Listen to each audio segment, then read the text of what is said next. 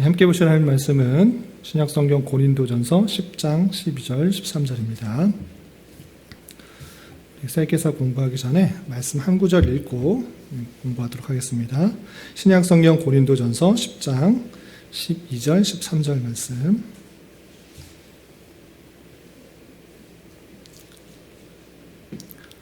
신약성경 275페이지 전후를 보시면 되겠습니다. 함께 봉독합니다. 그런즉 선줄로 생각하는 자는 넘어질까 조심하라. 사람이 감당할 시험 밖에는 너희가 당한 것이 없나니 오직 하나님은 미쁘사 너희가 감당하지 못할 시험 당함을 허락하지 아니하시고 시험 당할 즈음에 또한 피할 길을 내사 너희로 등이 감당하게 하시느니라. 아멘. 잘 오셨습니다. 계속해서 교회사 산책을 배우는 시간인데 그 중에 초대교회사 세 번째 시간입니다.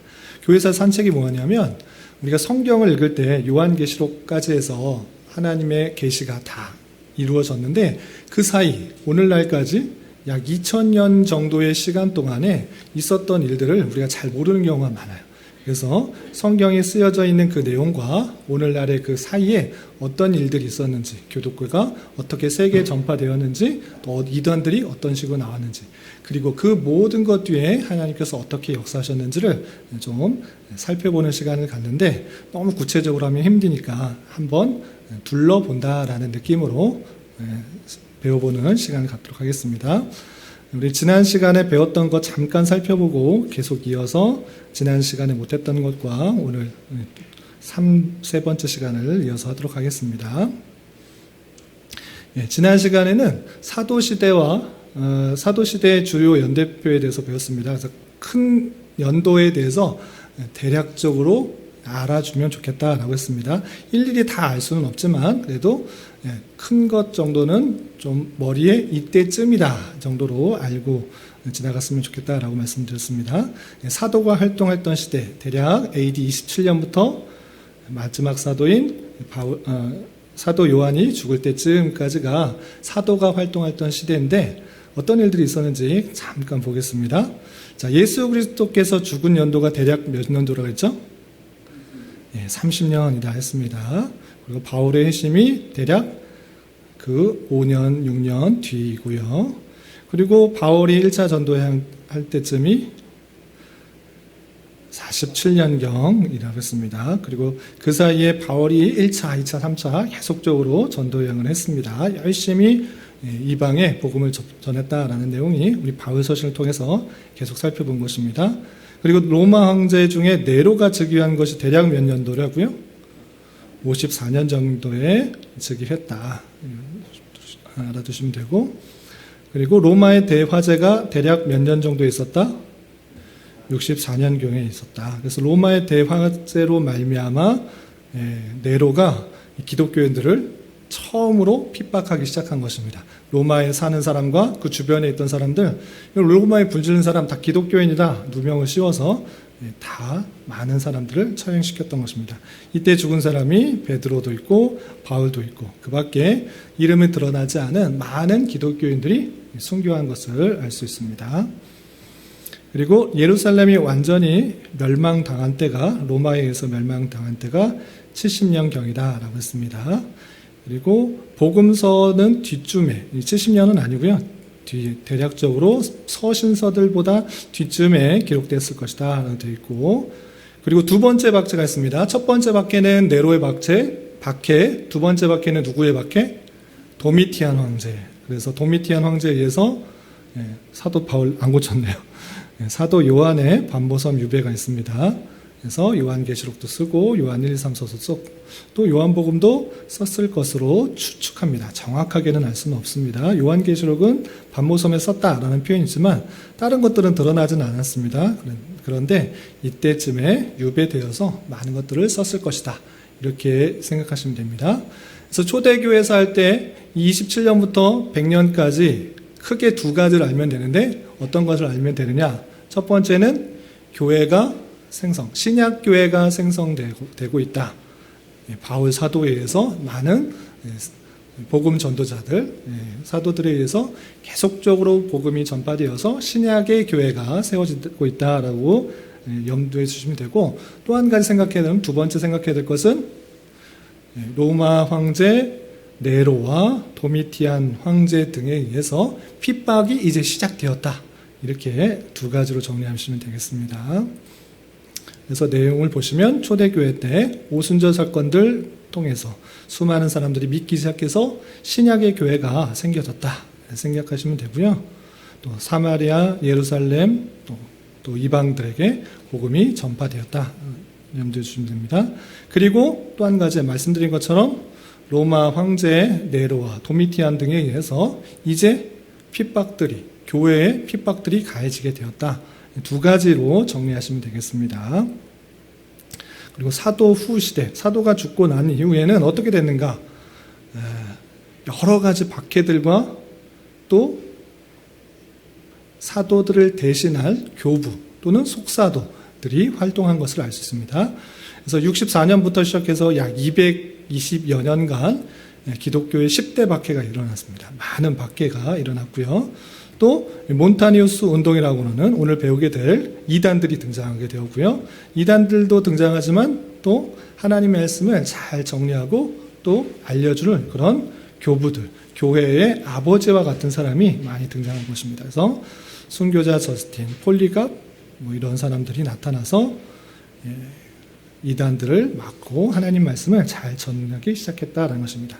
그리고 정경 형성이 시작되었다. 정경, 하나님의 말씀, 그 성경이 이제 정리되기 시작한 것입니다. 이단들이 계속적으로 생기면 그 이단들을 막기 위해서 정경이 생기게 된 것입니다. 그리고 여러 사람들이 있는데 이거 외울 수는 없고 저도 잘 못 외우니까 이런 것들이 있었다 정도로 알아두시면 되고, 또 최초의 수도원이 사도 시대 때 먼저 만들어졌다 정도로 알아두시면 되고, 그리고 313년 콘스탄티누 황제의 회심과 로마 제국의 기독교 공인 밀라노 칙령으로 말미암아 이런 것이 있었다. 이제 핍박이 그쳐지고 기독교로 믿는 것을 자유롭게 할 수 있는 그런 일들이 있었다. 그래서 313년까지입니다. 이 시대 때의 내용을 다시 한번 정리하면 이단들이 출현했다. 사도들 이후에는 이단들이 많이 등장한 것입니다. 오늘 어떤 이단들이 나타나는지 볼 것입니다. 그리고 이단들, 그러니까 사도 후시대, 사도가 열심히 전할 때는 물론 그때도 마찬가지로 이단들이 있었습니다. 이단들이 있었는데 그럼에도 불구하고 사도들 이후에는 더 많은 이단들이 등장한 것입니다. 여러분들 갖고 있는 지난주 교환에 세 이단이 있습니다. 아주 대표적인 세 이단이니까 내용은 몰라더라도 이 세 명의 이단의 이름은 알아두면 됩니다. 알아두시기 바랍니다. 첫 번째 어떤 이단이냐면 영지주의 이단이 있습니다. 영지주의 이단 들어보셨나요? 우리 의진이는 혹시 들어봤어요? 못 들어봤죠? 영지주의 이단, 또 다른 두 개의 이단이 있는데 이름만이라도 잘 외워두시기 바랍니다. 내용은 잘 몰라도 이름이라는 알아두시기 바랍니다. 초대교회 이단들 중에 아주 대표적인 것이 영지주의입니다.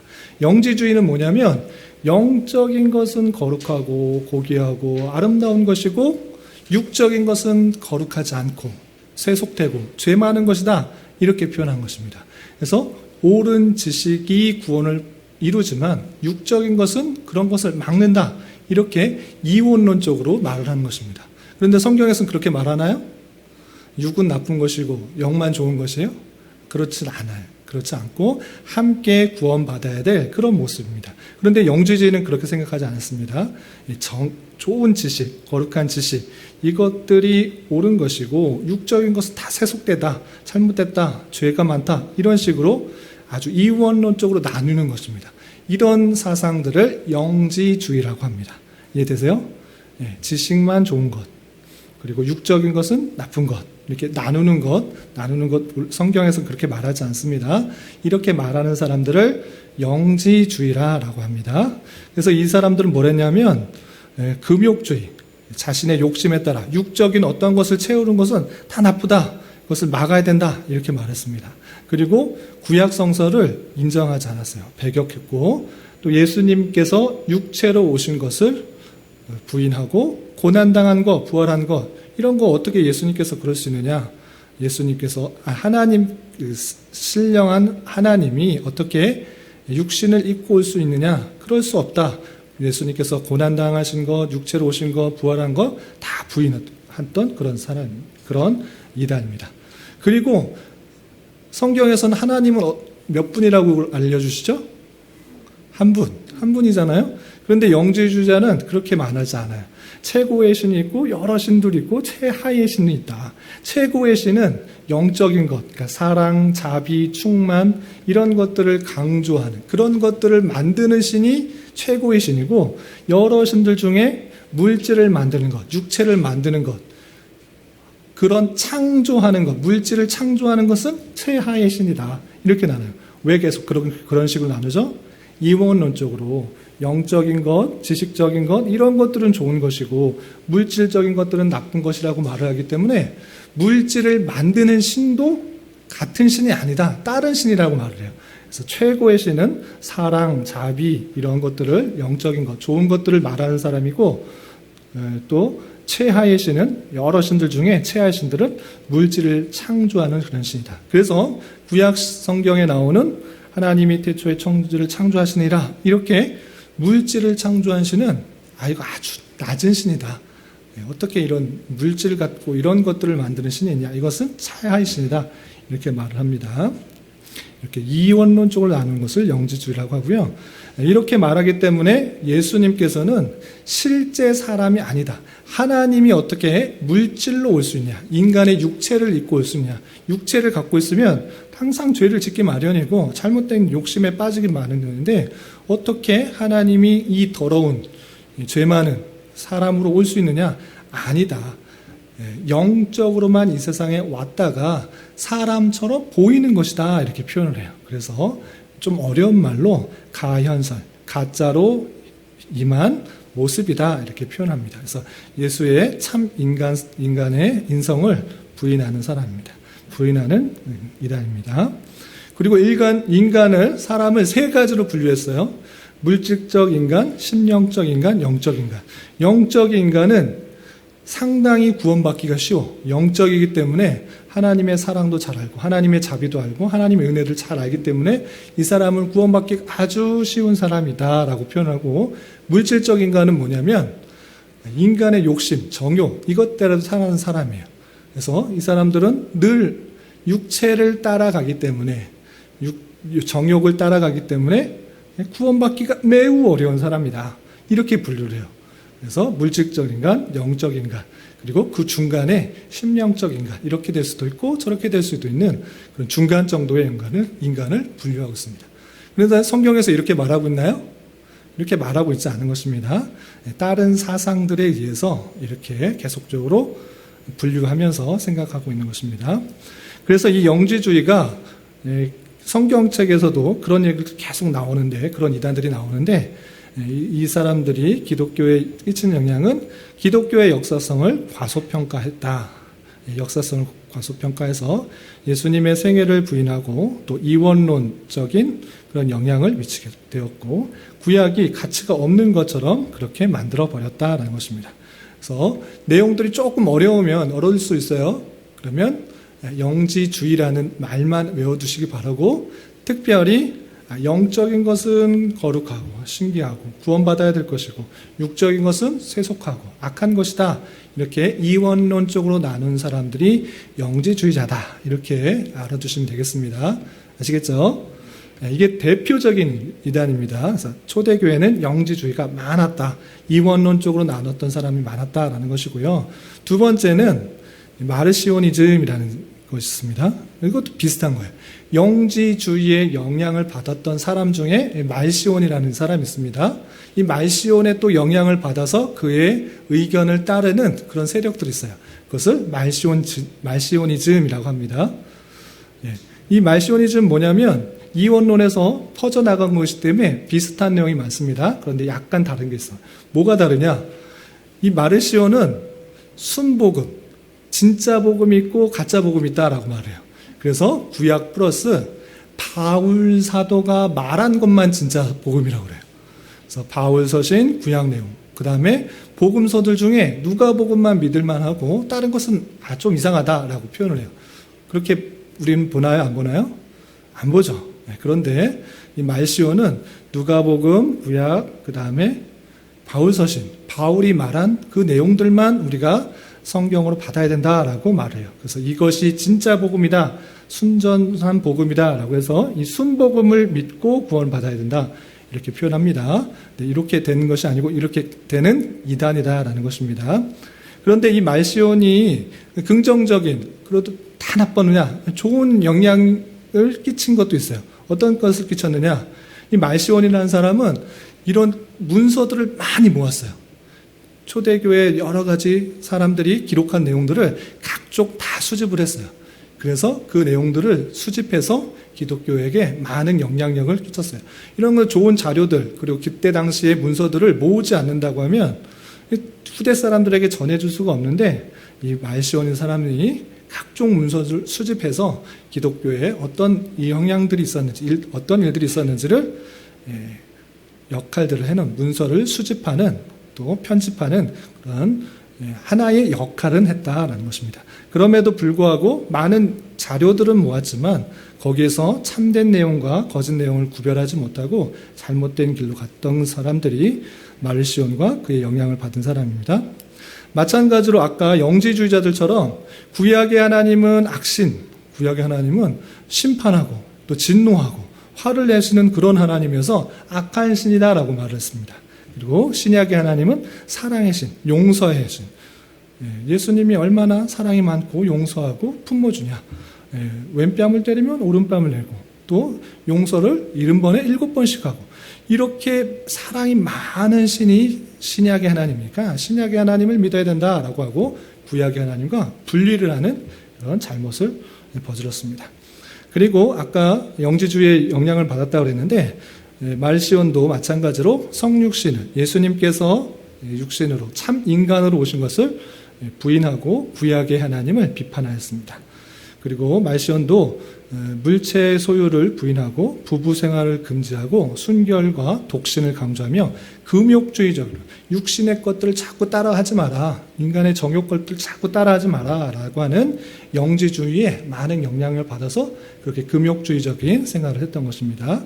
그래서 영지주의하고 말시오님하고 비슷한데, 왜? 영향을 받았으니까. 근데 말시오는 순복음을 믿었다. 그러니까 어떤 것, 성경의 어떤 것만 믿어야 된다라고 하고 정경성을 부인했던 그런 이단이고, 그럼에도 불구하고 각종 문서 수집을 잘 했던 그런 사람이다. 이렇게 이해하시면 되겠습니다. 아시겠죠? 영지주의하고 말시오님하고 비슷한 것입니다. 또 하나의 이단이 있습니다. 대표적인 이단, 몬타니즘. 몬타니즘 들어보신 분 있으세요? 없죠? 예.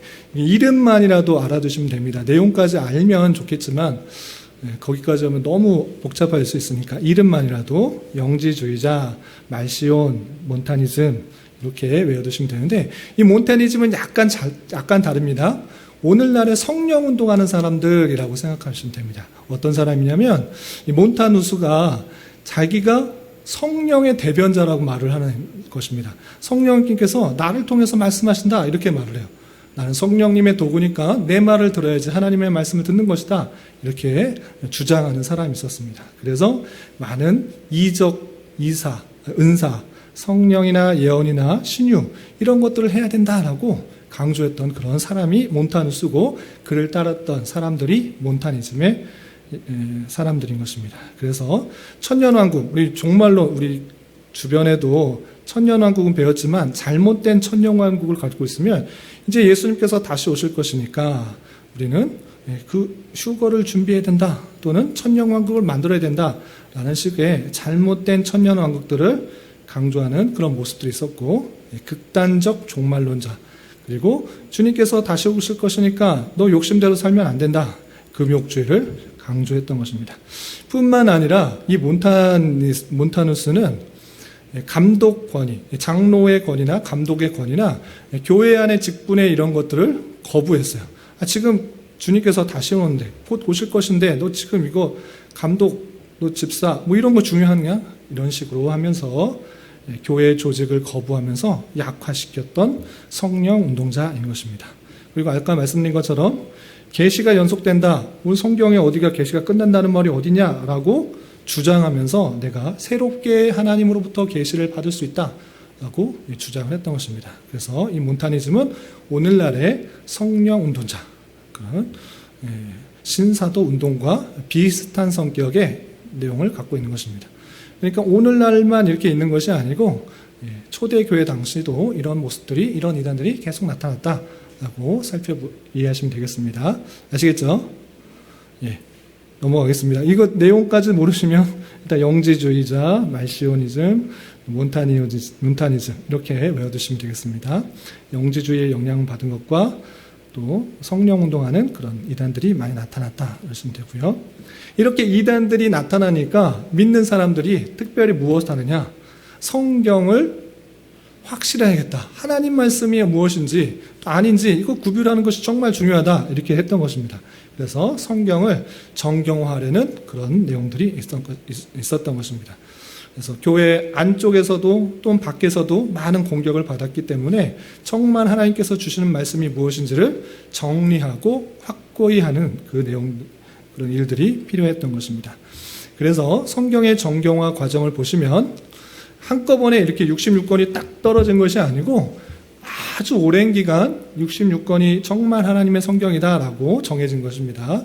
이것들을 알고 있는 것과 모르고 이게 성경이 어떻게 뚝 떨어졌나, 66권이 어떻게 정해졌나 모를 수 있는데 오늘 시간에 잘 정리하시기 바랍니다. 첫 번째는 구약 성경부터 정경화됐습니다. BC 5세기경 율법서, 창세기부터 여호수아까지가 일단 하나님의 말씀으로 잘 정리가 되었고요.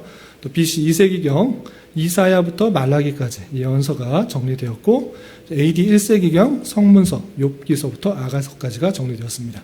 근데 요 검은색은 제가 일부러 검은색을 해놨습니다. 색이 안 외우셔도 되고 외우면 좋겠지만 이거 다 외우면 머리가 복잡해서 어려우니까 맨 밑에 거 빨간색만 알아두시기 바랍니다. 하나는 외우시죠?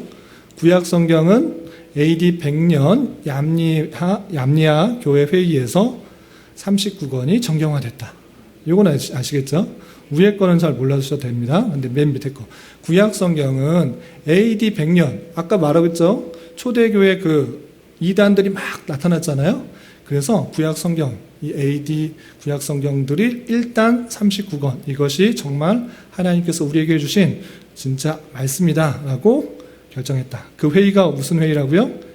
얌니아 교회 회의, 얌니아 회의, AD 100년 외워두시면 됩니다. 그럼 신약은 어떻게 되느냐? 신약 성경도 이제 계속, 구약 성경들은 잘 정리했습니다. 신약도 정리해야 되잖아요. 사도 바울뿐만 아니라 많은 사도들이 기록한 글이 있는데 어떤 게 정말 하나님께서 주신 말씀이고 어떤 것은 아니냐, 어떤 게 정말 성령님께서 감동해 주셔서 정리된 것이냐, 하나님께서 주시도록 계속 따르도록 한 것이냐, 이런 것들이 어떤 한 사람에 의해서 딱 결정된 것이 아니라 계속적인 논의와 회의가 있었던 거예요. 그래서 100년부터 130년까지는 그렇게 중요하지 않았습니다. 심각한 토론이 아직 없었어요. 그래서 일단은 4개의 복음서, 바울 서신, 이것은 정말 하나님께서 주신 것이다 일단은 받아들였습니다. 그런데 나머지 문서들도 많았던 것입니다. 특히 아까 말씀드린 것처럼 또 말시온이 많은 그런 글들을 모아놨던 거예요. 어떤 게 하나님의 글이냐 생각할 수가 있는 것입니다. 그래서 영지주의자들 또 말시온들이 많은 글들을 가지고 이것이 하나님의 말씀이다 라고 계속 주장할 때 이 논의를 계속적으로 한 것입니다. 그래서 수용대상, 논의대상 계속적으로 고민하면서 계속적으로 이게 정말 하나님의 말씀일까 고민하고 회의하고 그랬던 것입니다. 이 내용을 어떤 게 포함되느냐 안 했느냐 외우실 필요 없습니다. 계속적으로 고민하고 회의를 했다 이렇게 알아두시면 되겠습니다. 그리고 결정적으로 220년부터 400년까지 이제 정말 많은 논의를 통해서 또 중요한 교부들의 그런 지침과 활동을 따라서 이것이 정경으로 들어와야 된다라고 결정하게 됐던 것입니다. 그래서 최종적으로는 동방교회에서 367년에 현재 신약 성경 27권이 정경이다라고 확정이 됐고요. 그다음에 서방교에서는 382년에 현대 신약 성경 27권이 이것이 정말 하나님의 성경이다 했고, 동방서방 함께 이거 정말 하나님의 교회, 하나님의 말씀이 어떤 것인지 확정이 돼야지 이단들로부터 구별할 수가 있다라고 해서 정확하게는 397년 카르타고에 의해서 현재의 신약 성경이 27권으로 정경으로 인정이 되고 전체 교회에 보급된 것입니다. 그래서 아까 구약 성경이 언제 인정이 됐다고 그랬죠? 100년 무슨 회의? 얌리아 회의. 그리고 신약 성경은 397년 무슨 회의? 카르타고 회의. 두 가지만 외워두시면 됩니다. 그래서 AD 397년경에 구약과 신약 전체가 이제 66권으로 해서 완성이 되었다. 이렇게 알아두시면 됩니다. 그렇게 성경이 정경화된 이유가 중요합니다. 왜 나왔다고요? 계속적으로 이단들이 나타나서 이거 하나님 말씀이다라고 해서 자꾸 이상한 소리 하니까 교부들과 교회가 하나님의 말씀이 무엇인지 일단 정확하게 우리가 회의를 통해서 결정해야 된다라고 하는 것입니다. 그런데 우리 교리시 공부 시간에도 배웠다시피 교회 회의가 성경이 정경이 이것이다라고 인정했기 때문에 교회의 권위가 높은 것입니까? 성경의 권위가 높은 것입니까? 성경의 권위가 높은 것입니다. 성경이 인정할 수밖에 없기 때문에 교회가 인정했다는 것입니다. 그래서 교회의 권위를 더 높이 두지 않습니다. 그리고 계속적으로 아까 말씀드린 것처럼 로마 제국이 기독교를 탄압한 것, 외적으로는 계속적인 탄압이 있었고 내적으로는 이단들이 나타나서 계속적으로 하나님 말씀밖에 붙들 게 없구나, 하나님 말씀을 좀 우리가 붙들자 해서 성경이 완성된 것이고요. 그리고 이제 중요한 건 이제 한 가지만 하고 더 끝나겠습니다. 뭐냐면 그렇게 핍박과 탄압 속에서 이제 핍박과 탄압이 없어지는 때가 있어요. 계속 로마가 핍박하고 탄압했는데 어떻게 로마의 탄압이 없어졌는가, 이것을 오늘 딱 정리하고 마치겠습니다. 요걸 잘 들어주시기 바라는데, 요거를 이해하기가 매우 어려울 수 있으니 이름이 너무 헷갈릴 수 있어요. 그래서 이름은 못 외우더라도 흐름만 아시면 되겠습니다. 아시겠어요? 그런 핍박, 계속적인 10대 박해가 있었던 그런 모습 속에서 어떻게 기독교가 핍박을 받지 않고 로마로부터 인정을 받게 되었는가, 자유를 얻게 되었는가, 요거를 하고 마치겠습니다. 여러분들 오늘 나눠드린 교환을 보시면 되겠습니다. 그 인물 중에 먼저 알아야 될 사람은 디오크레티아누스입니다. 누구요? 디오크레티아누스. 발음하기도 어렵죠. 제가 이거 공부하면서 계속 봤는데 저도 잘 안 외워져요. 그래서 외우실 필요는 없고 이런 사람이 있었다라는 것을 알아두시면 되는데, 이 로마사에 있어서 이 사람을 빼놓을 수 없는 이유가 아주 큰 일을 했기 때문입니다. 두 가지로 큰 일을 했는데, 한 가지로 큰 일은 뭐냐면 첫 번째는 로마의 혼란스러운 상황을 잘 정리했던 황제입니다. 이때 235년부터 284년까지 로마라는 그 큰 나라가 계속적으로 황제가 바뀌면서 혼란스러웠대요. 그래서 25명의 군사 황제가 난립하면서 몇 년 되지 않아도 황제가 바뀌고 계속적으로 군사 황제가 바뀌는 아주 혼란스러운 상황이 있었던 것입니다. 우리 이제 다음 주면은 우리 대통령 선거를 하잖아요. 대통령 임기가 몇 년이에요? 5년이잖아요. 5년 내 다음에 5년 동안은 그나마 안 혼란스러울 수 있는데 막 1년마다 바뀌면은 1년마다 대통령이 하려는 내용이 바뀌면 혼란스러워, 안 혼란스러워요? 혼란스럽잖아요. 그렇게 됐던 것입니다. 235년부터 283년까지 많은 군사 황제들이 계속 난립을 해서 혼란스럽게 됐던 것입니다. 그런데 디오클레티아누스라는 황제가 나타나가지고 이 모든 혼란을 정리했던 것입니다. 그래서 아주 중요한 일을 했는데, 그런 로마의 그 나라를 잘 정리한 데 있어서는 좋은데 기독교와 관련해서는 좋은 일을 했을까요? 나쁜 일을 했을까요? 아주 나쁜 일을 했어요. 우리 10대 박해라고 했잖아요. 우리 지난주에 배웠죠. 10대 박해. 10대 박해 중에 가장 극심한 박해가 누구였을까요? 이 황제예요. 디오클레티아누스. 이 황제에 의해서 가장 큰 혼란을, 가장 큰 그 핍박을 받았던 것입니다. 그래서 기독교 박해의 10대 박해 중에 가장 마지막 박해이자 가장 극심한 박해인 그 황제가 이 디오클레티아누스 황제인 것입니다. 그래서 이때 교회들은 무너지고 성경은 불태워지고 모든 기독교인의 권리가 정지되는 그런 일들이 일어났습니다. 그래서 기독교인이 이방 신들에 의해서 희생제물로 바쳐지는 아주 큰 박해가 있었습니다. 로마의 입장에서는 막 정리가 되고 그냥 강한 힘으로 눌렀기 때문에 좋은데 기독교에 있어서는 큰 아픔이 있었던 것입니다. 그런데 이 황제의 어떤 통치를 했는가 이것을 좀 계속해서 살펴보겠습니다. 이 황제 때 자기가 큰 나라를 한꺼번에 다스리지 않았어요. 자기가 팍스 로마나를 할 때는 그 황제가 전체를 다 다스리는 그런 때였는데 이 디오클레티아누스 황제는 내가 다 다스릴 수가 없다. 나는 황제를 더 한 명 두어서 함께 다스리겠다 이렇게 말을 합니다. 그래서 자기의 뒤를 도왔던 부황제, 돕는 황제 막시미아누스를 황제로 등극시켜요. 자신이 황제인데 황제하고 똑같은 일을 하도록 그렇게 해서 자기는 그 로마 제국의 동쪽에 있고 서부 쪽을 이 막시미아누스에게 다스리라 이렇게 말합니다. 그런데 이 두 사람 갖고 통치를 잘 못할 것 같은 생각이 들었어요. 그래서 이 디오클레티아누스 황제는 두 명의 부황제를 또 두은 거예요. 그래서 서방의 부황제, 또 동방의 부황제를 두어서 총 몇 명일까요? 네, 4명의 황제, 부황제를 두어서 통치하도록 했던 것입니다. 그래서 여러분들 교환에도 있고 앞에 보면 스크린도 있는데 보시면 로마 황제, 지금 색깔 있는 부분이 아주 큰 로마의 지금 제국입니다. 그런데 혼자 황제가 이것을 저기까지 다 다스리기가 너무 힘든 것입니다. 그래서 디오클레티아누스는 어떻게 했다고요? 부황제를 황제로 승격시켜서 이 막시미아누스를 동방 쪽의 황제로 임명한 거예요. 아시겠죠? 그리고 이 두 명에서 다 다스릴 수가 없을 것을 판단해서 또 어떻게 했다고요? 이 황제 밑에 돕는 부황제를 두었다고요. 그래서 서방 쪽에 갈레리우스라는 그런 부황제를 두었고 이 막시미아누스를 도울 콘스타니우스를 두었던 거예요.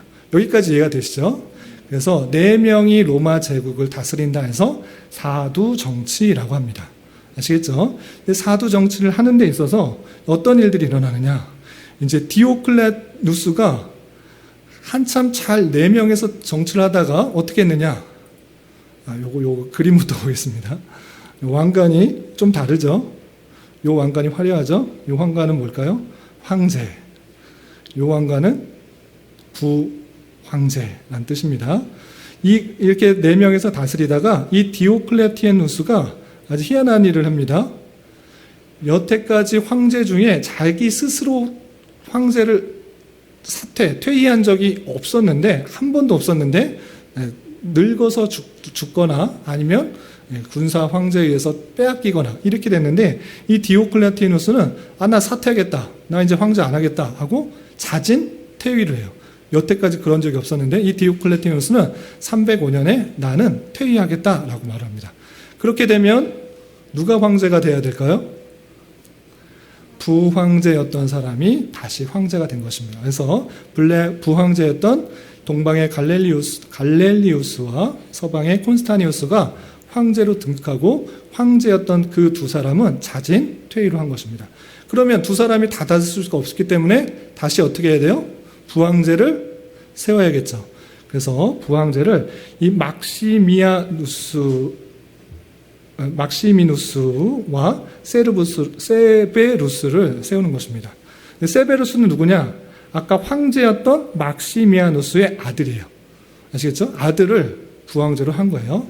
그래서 다시 한번 보시면 지금 디오클레티아누스가 황제이고 막시미아누스가 황제인데 305년에 어떻게 했다고요? 자진 퇴위를 했어요. 얘네들이 퇴위를 했으니까 이 콘스타니우스가 갈렐리우스가 황제로 오른 것입니다. 그런데 황제 혼자 다 다를 수가 없으니까 다시 부황제를 뽑았겠죠.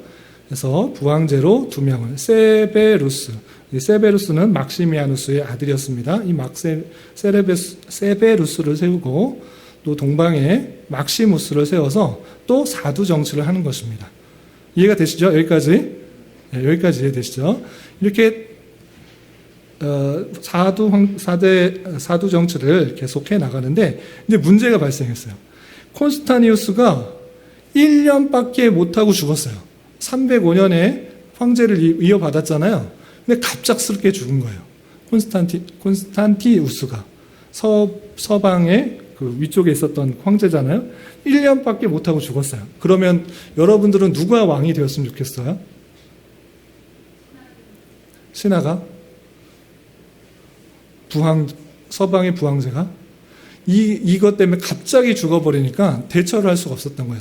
그래서 콘스탄티누스의 아래에 있던, 지배를 받고 있었던, 같이 함께 했었던 군대는 우리 콘스탄티누스 황제의 아들이 돼야 된다.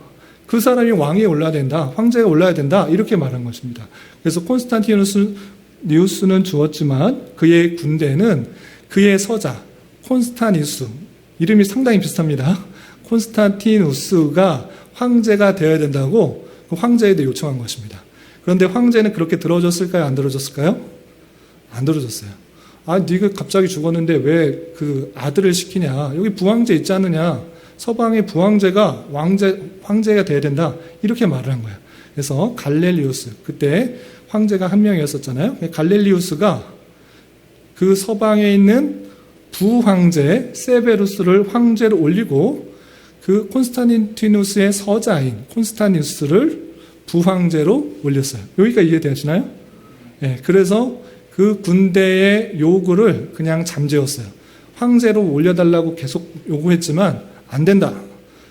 지금 부황제가 황제가 돼야 되고 지금 너희는 그냥 그 서자 네가 요청한 것은 부황제 시켜줄게, 이렇게 무마를 시켰던 것입니다. 그래서 어떻게 다스리게 되느냐? 콘스탄티누스가 갑작스럽게 1년 만에 죽었다고 그랬잖아요. 그래서 이 콘스타니누스가 서자예요. 서자. 콘스탄티우스의 서자.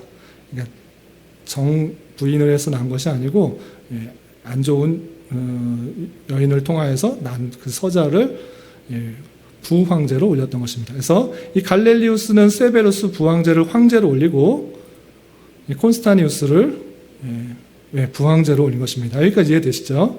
그런데 이렇게 또 한참 가다가 어떤 일이 발생하느냐? 이 앞에 이 서방을 했던 이 아버지의 이름이 뭐라고 했죠? 아까? 막시미아누스. 막시미아누스가 아들에게 황제 자리를 물려줬잖아요. 아들하고 자기하고 틀어졌어요. 잘 따라야 되는데 자기하고 통치하고 안 맞아. 그래서 내가 자진해서 물러나서 너가 황제가 됐으면 나 좀 자르고 내 의견을 잘 해야 되는데 이 아버지와 아들 사이에 문제가 발생했어요. 그래서 이 세베루스를 떠나서 한 사람을 이끌어서 이 막시미아누스는 이 막센티우스라는 곳에 가서 자기 스스로 난 황제다라고 선언을 해버렸어요. 그래서 갑자기 사두정치에서 몇 명이 됐어요? 황제가? 5명이 됐어요. 그래서 이 막시미아누스는 아들 세베루스와의 불화로 막센티우스와 함께, 막센티우스라는 그런 사람과 함께 로마를 찬탈해서 자신이 황제다 이렇게 말을 했던 거예요. 아시겠죠? 그런데 이 갈렐리우스, 이 동방의 황제가 이 아까 황제 누구였죠? 세베루스였나요? 서방. 네. 자꾸 뒤로 가네요.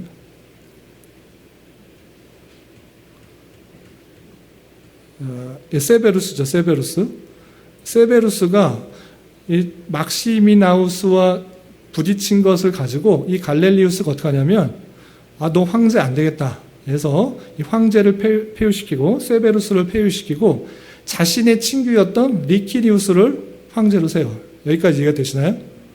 예. 세베루스가, 지금 어떻게 황제 제대로 구실도 못하고, 어떻게 쿠데타 같이 일으켜가지고 로마에 지금 또 황제가 나타나게 하느냐 해서 이 세베루스를 폐위시키고 자기네 친구, 갈릴리우스의 친구였던 리키니우스를 이 지역의 황제로 세운 거예요. 그런데 가만히 보니까 이 콘스탄티누스하고 막시무스가 그 모습을 보고 화가 났어요. 왜 화가 났을까요? 아니, 이 사람이 황제였으면 내가 대를 이어서 부황제가 황제가 돼야지. 이 부황제, 막시무스나 콘스탄티누스가 황제가 돼야지. 어디서 듣도 보도 못한 리키니우스를 자기 친구라고 데려놓고 황제를 시키고 자기가 그것을 순종하게 만드냐. 그래서 이 콘스탄티누스와 막시무스가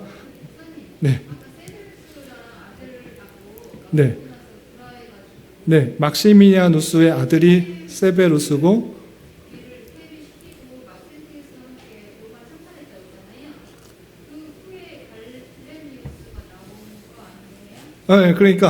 그러니까 폐위시키고 간 게 아니고 불만을 갖고 나간 거예요. 폐위시키고 나간 게 아니고. 예. 세베루스는 그냥 황제이죠. 서방의 황제였는데 아버지와의 불화로 그냥 막센티우스와 함께 손을 잡고 이곳에 있는 것이 아니라 로마로 간 거예요. 그래서 로마의 황제가 되는 거예요. 그래서 로마의 황제가 된 거고, 요거는 뒤늦게 나오는 것입니다. 그래서 갈렐리우스는 요 지역의 황제를 리키니우스로 세우는 거예요. 세베루스 대신 갈렐리우스 대신 리키니우스로 세우는 것입니다. 여기까지가 정리되시나요? 그렇게 정리하시면 되고, 그런데 이 리키니우스가 자기 부황제가 아니었고 그냥 갈렐리우스의 친구라는 이유로 황제가 되었기 때문에 이 콘스탄티누스 부황제와 막시무스의 부황제가 불만을 갖고 있던 것입니다. 그래서 어떻게 하느냐? 갈렐리우스가 죽게 된 이후에 그 불만을 표출하는 것입니다. 그래서 동방의 부황제였던 막시무스가 스스로 나는 황제다 이렇게 선포를 해요. 갈릴리우스 죽은 이후에 나는 동방에 이제 내가 황제다. 난 부황제였으니까 당연히 황제다. 이렇게 말을 하고, 또 서방의 황제였던 리키니우스는 동방의 황제라고 칭한 막시무스를 정복하기 위해서 서방의 황제 콘스탄티누스와 혼인 동맹을 맺어요. 그러니까 저 동쪽에서 갈릴리우스 죽었다고 자기가 스스로 제일 높은 황제다라고 하니까 자기 친구의 허락도 받지 않고 자기 스스로 황제라고 했던 그 모습들을 보기 싫어서 내가 저거 그만두면 안 되겠다. 내가 쳐서 무찔러야겠다라고 한 것입니다. 그런데 자기 혼자 가면 혹시라도 질 것 같아서 어떻게 했다고요? 자기 서방의 부황제였던 콘스탄티누스와 함께 가려고 한 거예요. 그런데 콘스탄티누스가 나라고 친한 것도 없는데 그냥 불만 갖고 있었는데 그럼 가다가 갑자기 배반하면 어떻게 해요? 그래서 어떻게 했다고요? 혼인 동맹을 맺은 거예요. 그래서 서방의 황제 콘스탄티누스와 리키니우스가 혼인 동맹을 맺어서 우리 함께 저 동방에 있는 막시무스를 치러 가자 이렇게 얘기한 것입니다. 그렇게 보니까 두 개의 혼인 동맹을 맺었네요. 그래서 막시무스가 가만히 보니까 혼자서는 도저히 감당할 수가 없을 것 같아요. 그래서 어떻게 했느냐?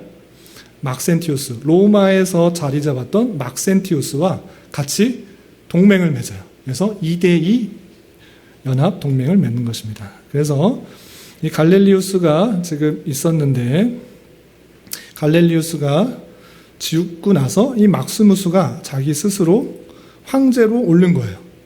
내가 황제다. 동방엔 내가 황제다. 난 부황제였으니까 당연히 황제 아니냐라고 했는데, 리키니우스는 그것을 보고 가만히 있지 못했어요. 아니, 친구가 죽었는데 친구 허락도 없이 또 지가 스스로 올릴 수 있나? 안 된다라고 생각해서 리키니우스가 이 콘스탄티누스 부황제와 동맹을 맺어서 혼인 동맹을 맺어서 이렇게 연합전선을 구축합니다. 그래서 이렇게 전쟁을 하면 이길 것 같으니까 이 막시무스는 질 것 같다 생각이 들어서 어떻게 했다고요? 이 막센티우스와 또 동맹을 맺어서 2대2 구조가 생겨서 두 로마 제국에서 분열이 일어난 것입니다. 그래서 어떻게 됐냐? 이제 핵심적인 내용이 나옵니다. 이 콘스탄티누스가 이제 그 막센티누스를 잡으려고 가는 것입니다. 아까 화면이 이 콘스탄티누스가 여기 동맹군을 치기 위해서 이게 로마로 가는 거죠. 그래서 콘스탄티누스가 이때 등장하고 이 막센티누스를 공격하기 위해서 로마를 진군할 때 어떤 일이 있느냐, 요거 말하기 위해서 지금까지 쭉 설명한 것입니다. 어떤 일이 있었냐면 이 콘스탄티누스가 로마 통일을 위해 진군을 시작할 때 자기가 이길지 질지 아직 확신이 없는 거예요. 그래서 어떻게 했느냐, 천한 신분의 여인 나는 자기 서자라고 했습니다. 콘스탄티우스의 서자였던 자기 콘스탄티누스는 막센티우스와의 전쟁 전에 하늘의 빛 가운데서 십자가 환상을 보았다고요. 하늘 딱 보는데 십자가의 환상을 딱 본 거예요. 그래서 이것이 나의 승리를 가져오는 것은 아닐까, 이렇게 생각을 하면서 용기를 얻었습니다. 그래서 그 용기를 얻고 진군을 해서 이 아까 했던 누구였죠 이름이? 로마의 막센티우스와 전쟁을 해서 승리를 하게 된 것이에요.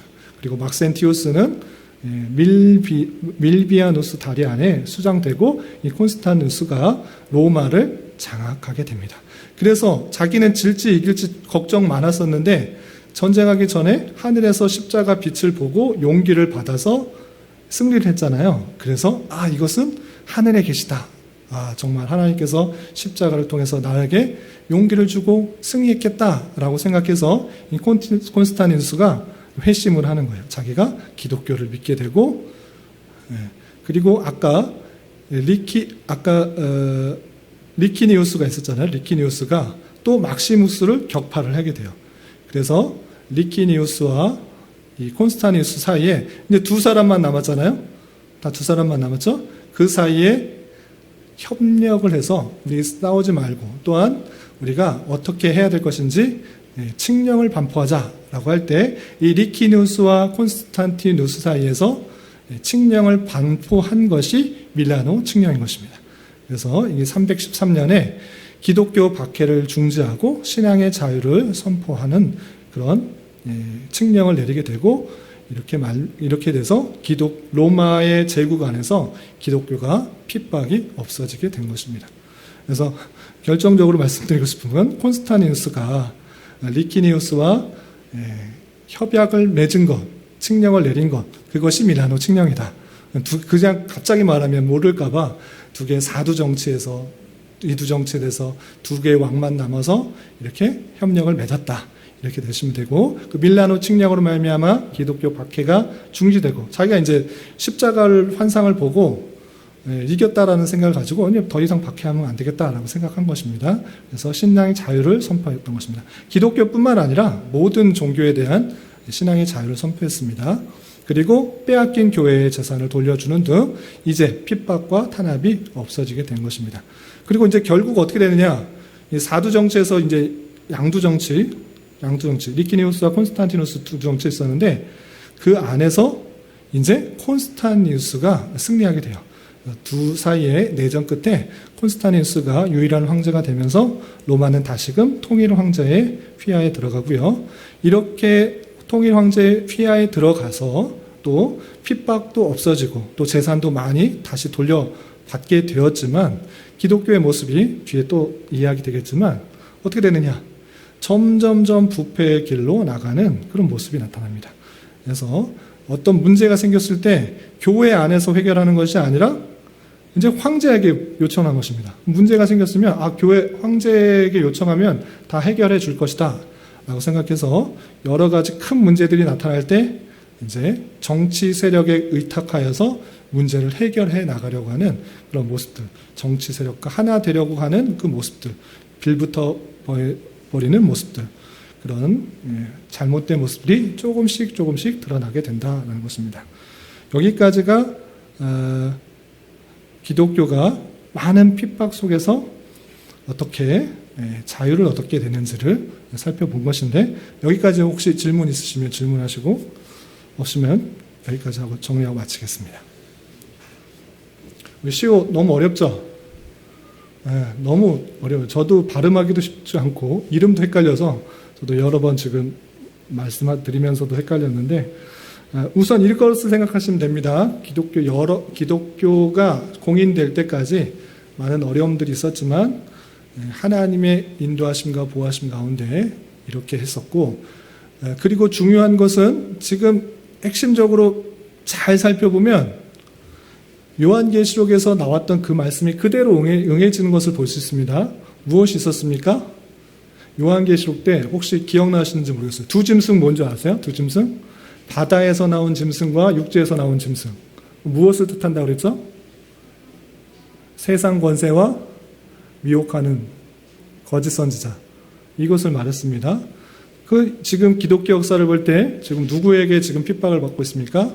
세속 권세의 핍박을 받고 있고, 또 그 이면에는 세 개의 이단을 배웠습니다. 영지주의자, 말시온, 그 다음에 뭐죠? 몬타니우스. 그런 이단들, 거짓 선지자들부터 계속적으로 핍박과 유혹과 미혹, 잘못된 것을 겪고 있는 것입니다. 그럼에도 불구하고 교회는 계속 무엇을 하고 있느냐? 무엇을 붙들어야 되느냐? 성경 말씀을 붙들으며 살아갔다라는 것입니다. 이 말씀들이 오늘날에도 적용되는 것입니다. 오늘날에는 그런 것이 없느냐? 그것이 아니고 오늘날도 똑같이 이단들이 너무나 많이 있어요. 특별히 오늘날 우리나라에 보면 이단들이 너무나 많이 있고 비혹하는 영들이 너무나 많습니다. 성령 운동한다고 하면서 신사도 운동을 하는 그런 것들, 그리고 성경의 내용들, 지식들이 중요한 거지 삶이 뭐 중요하냐, 육체대로 사는 것이 뭐 중요하냐, 하나님 말씀만 잘 배우고 그것에 대해서 우리가 깨달으면 된다, 구원받으면 된다라고 하면서 약간씩 이단 쪽으로 빠지는 것들이 너무나 많이 있습니다. 그리고 지금 세계를 봐도 잘못된 지도자들에 의해서 많은 사람들이, 무고한 사람들이 핍박과 탄압을 받고, 특별히 기독교인들은 믿는다는 이유로 많은 핍박과 탄압과 순교를 당하는 그런 모습들이 있는 것입니다. 그러한 상황 가운데도 교회는 어떻게 해야 되느냐? 진리의 말씀을 붙들고 살아가는 것, 그것이 하나님께서 원하시는 것이고 나아가는 것이다. 그리고 맨 마지막에 주었던 말씀들, 오히려 평화의 시대가 주어질 때 기독교는 타락의 길을 걸어가기 시작했다. 그래서 오늘 말씀 읽은 것처럼 그런즉 선줄로 생각하는 자는 넘어질까 조심하라 라는 그 말씀들을 잊지 말아야 할 것입니다.